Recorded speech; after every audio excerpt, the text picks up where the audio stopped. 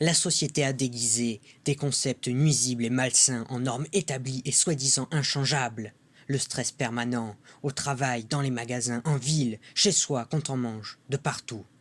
Il y a un effet destructeur sur notre corps, notre esprit et notre bien-être. Nous n'avons plus de temps pour nous, même notre sommeil est perturbé. L'anxiété constante, les réseaux sociaux, nos collègues de travail, notre patron, notre femme, notre mari, nos enfants, les médias, c'est à croire que tout le monde s'y met pour nous faire plonger dans une masse nauséabonde de problèmes. Une santé épouvantable et funeste qui entraîne le mal-être physique, le mal-être mental, le mal-être relationnel. Nous sommes ce que nous mangeons, dit le célèbre dicton. Dans ce cas, laissez-moi vous poser une question. Qu'êtes-vous? Prenez un instant pour y réfléchir. Qu'êtes-vous? Qu'est-ce qui vous compose? De quoi sont faites vos cellules? Sont-elles faites de nutriments, de molécules saines? Sont-elles en pleine santé? Sont-elles fortes et pleines de vie? Ou au contraire, sont-elles catastrophiquement immondes?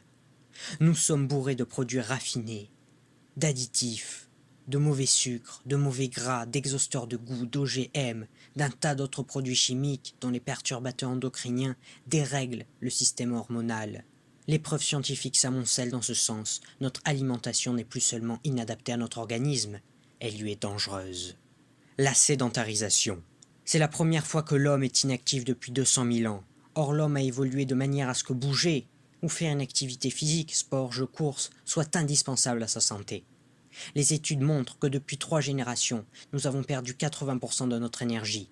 Lié au stress quotidien, nous mangeons de plus en plus, dont de mauvais sucres, de mauvaises graisses et de mauvais calories. La société détruit notre santé, notre bonheur, notre épanouissement. Très bien, et maintenant, permettez-moi de vous poser une seule question. Qu'est-ce que vous feriez si vous n'étiez pas stressé, plus anxieux, en parfaite santé et avec une vitalité et une énergie débordantes? Qu'est-ce que vous feriez? Qu'est-ce que vous seriez? Qu'est-ce que vous auriez? Allez-y, prenez un instant, réfléchissez. Oubliez tous les problèmes, tous les tracas. Imaginez. Qu'est-ce que vous seriez? Une discipline ancestrale qui met l'homme au cœur de la vie est en train de refaire surface. Des petits groupes de personnes courageuses et profondément humaines la font rejaillir d'outre-tombe. Elle se base sur un ensemble d'enseignements de sagesse ancestrale.